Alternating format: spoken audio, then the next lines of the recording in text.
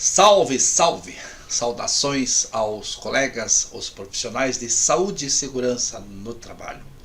Eu quero conversar aqui agora sobre perícia judicial. Quero que você, depois que assistir o vídeo, você marque aí um colega, um amigo, um parente seu, técnico em segurança, engenheiro, médico, advogado, estudante de direito, para mostrar esse vídeo em que eu vou falar para vocês sobre perícia judicial. Você que é profissional da área de saúde e segurança no trabalho, com certeza já ouviu falar na perícia judicial do trabalho.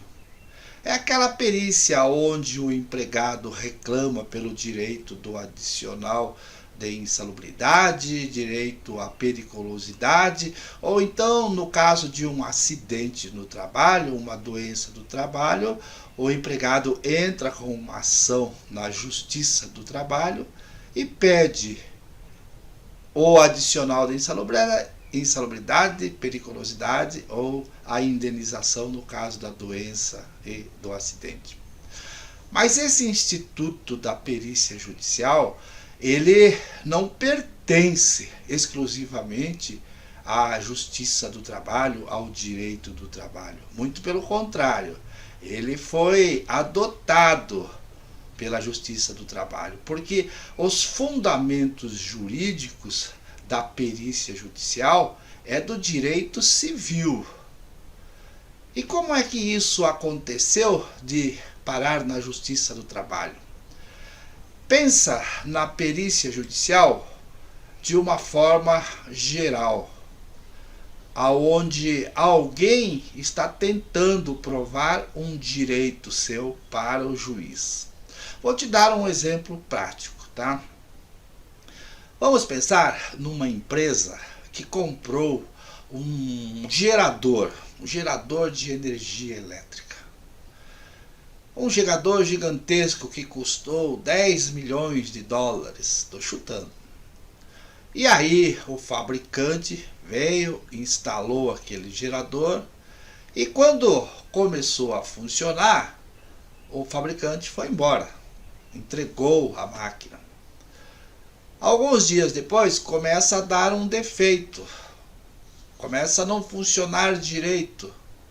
Aí a empresa que comprou chama o fabricante que vem, conserta, estraga. E um dia o fabricante ele diz assim: eu não quero mais essa máquina, eu quero devolver, não funciona. E aí começa uma briga judicial. A empresa que comprou o equipamento aciona a justiça civil para devolver aquela máquina para o fabricante e pegar o seu dinheiro de volta. Entra com uma ação judicial, dizendo para o juiz: olha, comprei essa máquina, esse gerador, paguei 10 milhões de dólares e o troço não funciona, quero devolver, quero rescindir o contrato.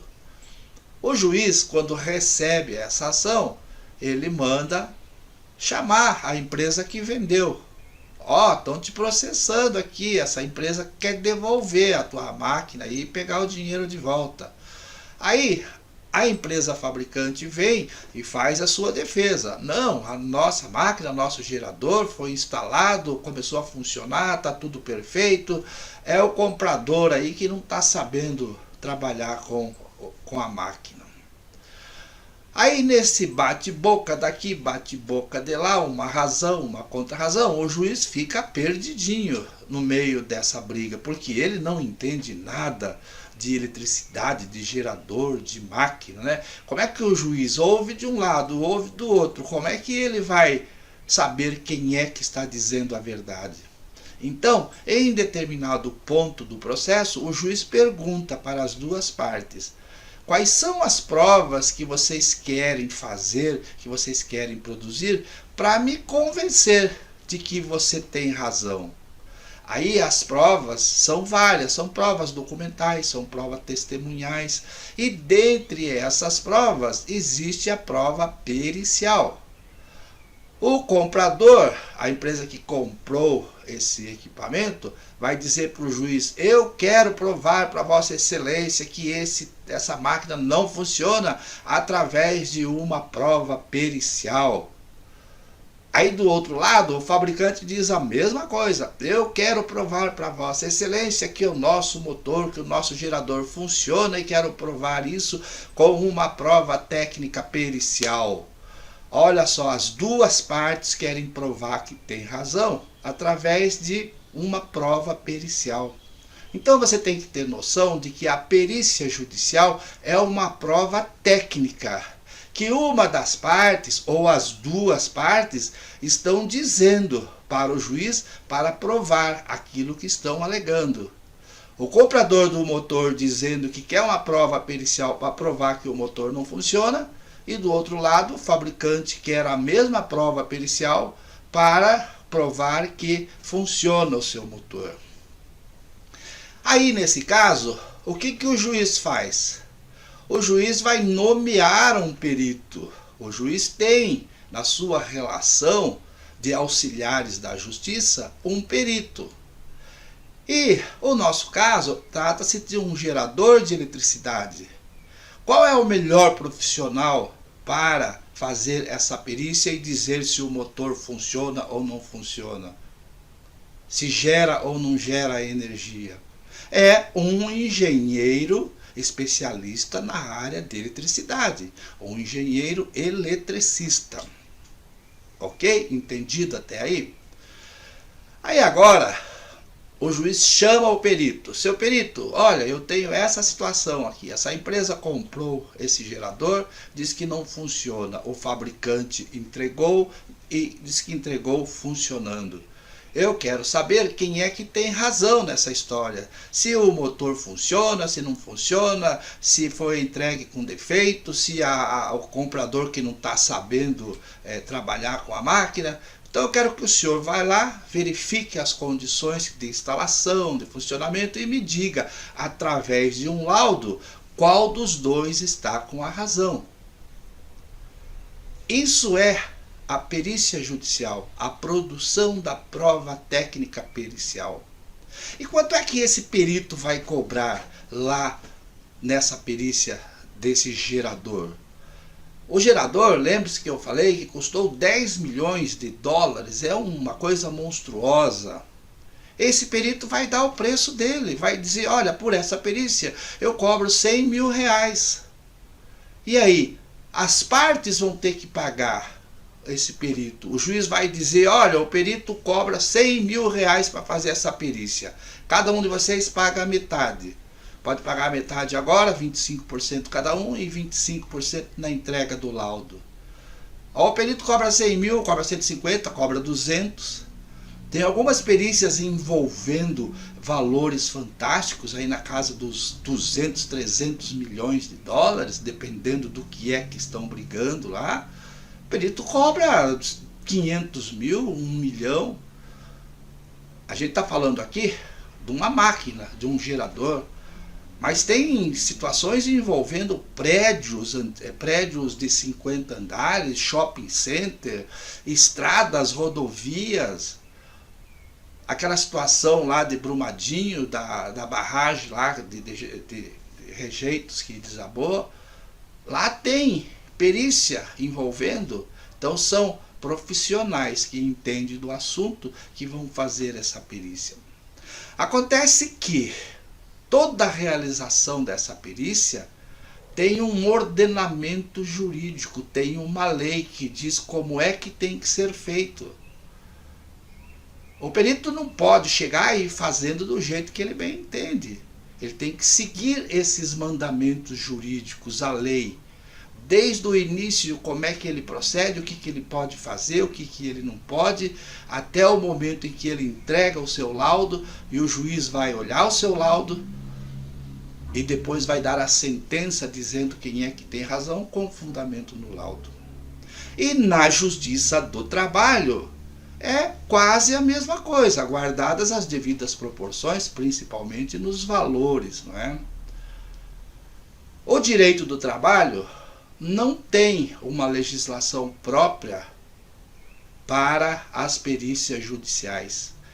Pega emprestado aquela lei do Código de Processo Civil, essa que está aparecendo aí ao lado, e utiliza no processo do trabalho, na produção da prova técnica pericial.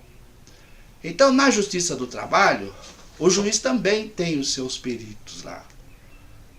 Lá naquela do motor, do gerador, as partes envolvidas usam da prova pericial se quiserem convencer o juiz com aquele tipo de prova.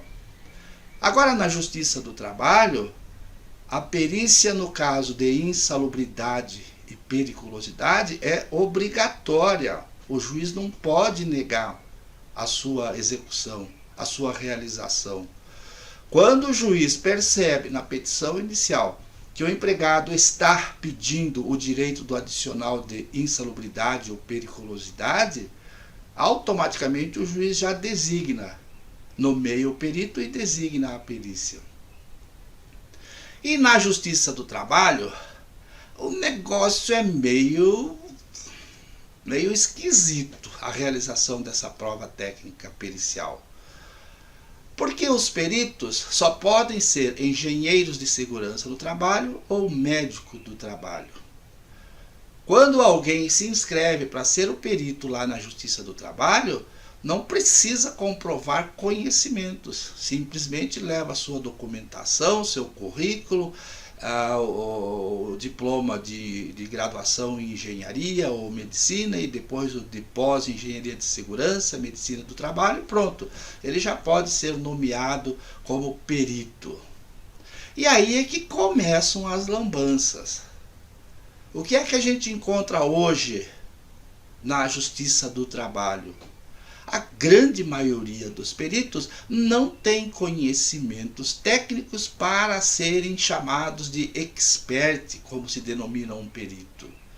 A grande maioria dos peritos na Justiça do Trabalho não conhece higiene ocupacional. Ou conhece muito pouco. Eu conheço peritos da Justiça do Trabalho que não sabem realizar uma dosimetria de ruído, de acordo com o que estabelece a NHO 01. Conheço um monte de perito que não sabe fazer o cálculo do IBUTG com a metodologia da NHO 06 da Fundacentro. Conheço muitos peritos que não sabem fazer coletas de agentes químicos, aqueles relacionados lá no anexo 11 da NR15, não sabem fazer a coleta, não têm os equipamentos, não sabem fazer, não têm noção. E aí mesmo assim eles fazem as perícias. Com um decibelímetro qualquer, vão lá na empresa, fazem uma medição instantânea de ruído e depois no seu laudo dizem que fizeram a dosimetria. Já vi perito indo com um termômetro lá no ambiente de trabalho, medir a temperatura lá e dizer que fez o cálculo do IBUTG. E como é que isso vai adiante? Vai adiante porque o juiz não entende do assunto, os advogados não entendem do assunto, os advogados não nomeiam assistentes técnicos, aí o perito vai lá e faz o que bem entende. Nesse caso, quando os advogados não entendem, não indicam assistentes técnicos, o perito ele adota a metodologia do DR, da realização das suas diligências periciais. Metodologia do DR. Ele deita e rola e faz o que ele quer. E aí nos laudos vem verdadeiros absurdos, que os advogados não conseguem impugnar, porque não têm conhecimento dos fundamentos técnicos. Eu já vi perito no seu laudo dizer que a empresa está obrigada a pagar o adicional de insalubridade por poeira de madeira. O empregado trabalhava serrando madeira e o perito foi lá, percebeu aquela poeira de madeira e no seu laudo disse que o empregado tinha o direito da insalubridade por exposição à poeira. Aí o advogado tentou impugnar, sem fundamento jurídico, não conseguiu impugnar. Bastava que dissesse que na NR15 no anexo 12, não existe a previsão do direito ao adicional de insalubridade por exposição à poeira de madeira. Então, a perícia judicial do trabalho, ela é complicada. Quando você pega, por exemplo, a questão de agentes químicos, você pega aquela relação lá do anexo 11 da NR15, você vai ter uma relação de documentos, você vai ter uma relação de agentes químicos com limites de tolerância lá de 1977, que foi copiado da CGIH. Aí você compara com os limites de tolerância da CGIH atual, você vai ver que a exposição que a legislação trabalhista permite ao trabalhador exercer suas atividades é vergonhosa, é criminosa. Então, eu vejo assim de uma forma muito preocupante a atuação dos nossos peritos. E por isso há mais de 15 anos eu venho capacitando peritos e assistentes técnicos, tanto nos cursos presenciais quanto nos cursos online. E a minha preocupação sempre é de mostrar para o perito que perícia, o perito não faz do jeito que ele bem entende. A perícia deve ser feita dentro dos fundamentos jurídicos em primeiro lugar, porque a perícia é uma prova jurídica, uma prova técnica jurídica. E por isso o perito deve obedecer os mandamentos jurídicos que norteiam a realização da perícia. E depois eu digo mais ainda, de que o perito deve conhecer a fundamentação técnica. Para ser perito, tem que conhecer de higiene ocupacional quando falamos de insalubridade. Tem que conhecer legislação pertinente quando falamos em periculosidade. O perito tem que conhecer ergonomia quando se fala em doenças ósseos-musculares resultantes do trabalho, que implicam em ação de indenização por doença no trabalho.